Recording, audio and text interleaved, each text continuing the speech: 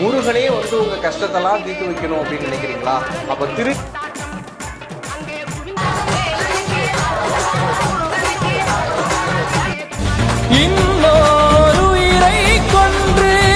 என்னை பார்த்த இந்த நொடி முதல்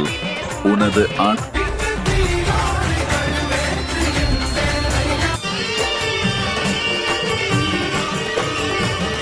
அடியவர் ஒருவர் கெடுக்க என நினைக்கிறவர் குலத்தை முதல் அறக்கலை எனக்கும்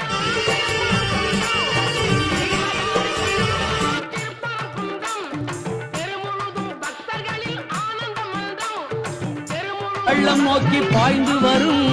வெள்ளமென அருள் மண்ணானாலும் திருச்செந்தூரில் மண்ணாவி பாடுபட்டவன் பாட்டாளி அவன் மாடிக்கு